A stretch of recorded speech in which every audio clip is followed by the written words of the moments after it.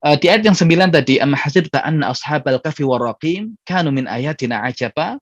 Apakah kamu mengira, wahai Muhammad, bahwasanya ashabul kahfi dan ar-raqim adalah ayat-ayat kami yang menakjubkan? Tadi kita jelaskan tidak.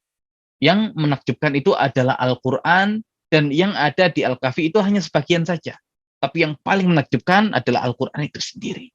Ya, maka jadikan Al-Quran sebagai panduan, karena Al-Quran adalah manhaj, karena Al-Quran adalah mukjizat, ya, karena Al-Quran adalah sesuatu yang sangat menakjubkan.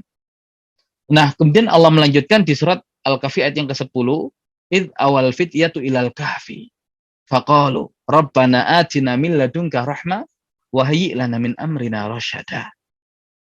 Ingatlah ketika pemuda-pemuda itu berlindung ke dalam gua, lalu mereka berdoa, wahai Rabb kami, berikanlah kepada kami rahmat dari sisimu, dan sempurnakanlah petunjuk yang lurus bagi kami, ya, dalam setiap urusan kami. Ya, jadi minta diberikan rahmat dari sisi Allah, kemudian minta diberikan petunjuk, diberikan bimbingan dalam setiap urusan mereka. Nah, makanya ya, bentuk rahmat terbesar dari Allah Subhanahu wa taala adalah Al-Qur'an.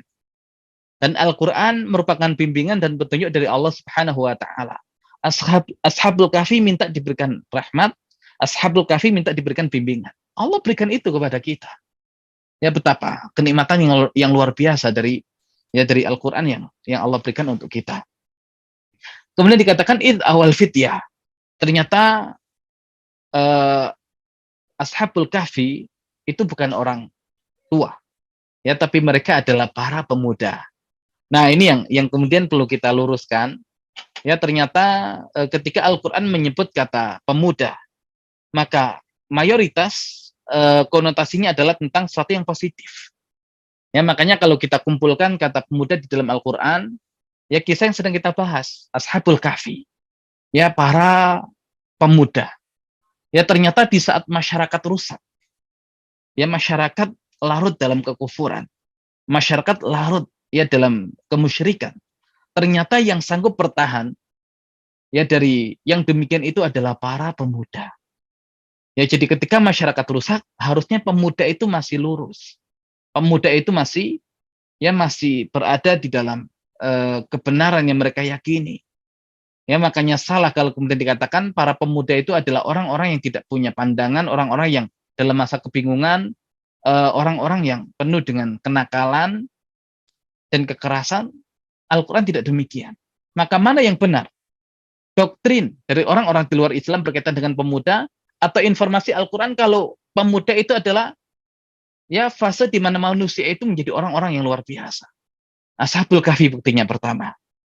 Kemudian kisah yang lain adalah kisah Nabi Ibrahim alaihissalam ketika masyarakatnya rusak, yang meluruskan mereka adalah Nabi Ibrahim yang menghancurkan berhala, dan di saat itu beliau masih sangat muda. Apa komentar kaumnya?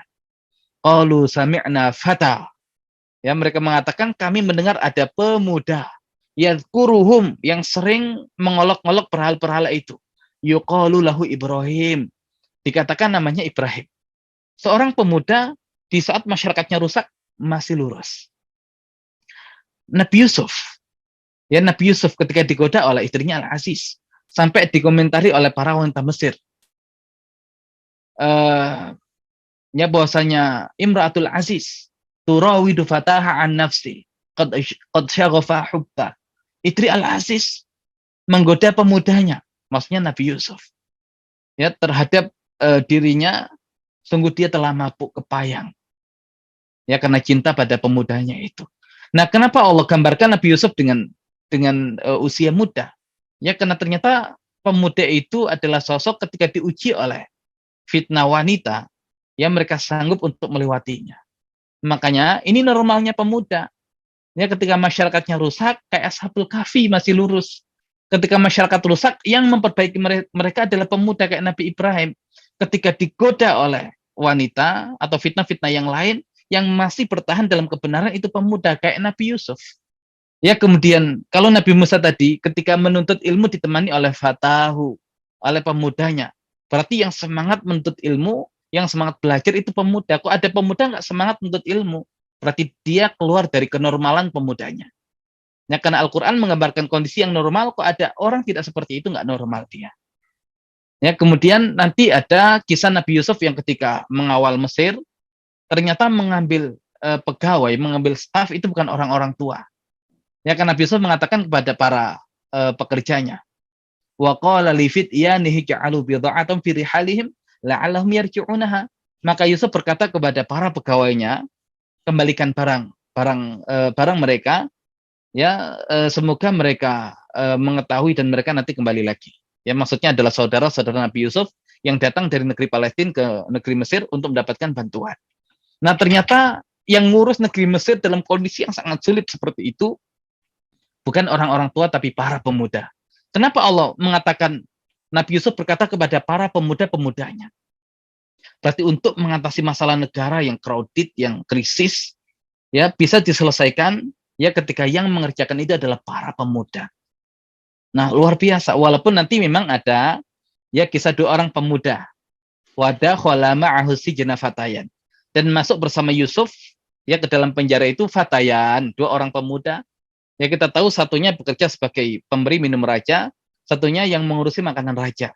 Dan keduanya itu dihasut oleh sebagian masyarakat yang sudah merasa tidak nyaman dengan kepemimpinan raja. Yang kalau kita dalami kisah Nabi Yusuf, memang rajanya itu ya cenderung tidak banyak menjalankan tugasnya, kebanyakan nanti Al-Aziz bawahannya yang mengerjakan tugas-tugas itu. Nah, maka nanti diprovokasi untuk membunuh raja. Satu orang tidak mau, satu orang lagi mau yang kemudian yang bertugas memberi makan raja ini yang nanti disalib, dihukum mati.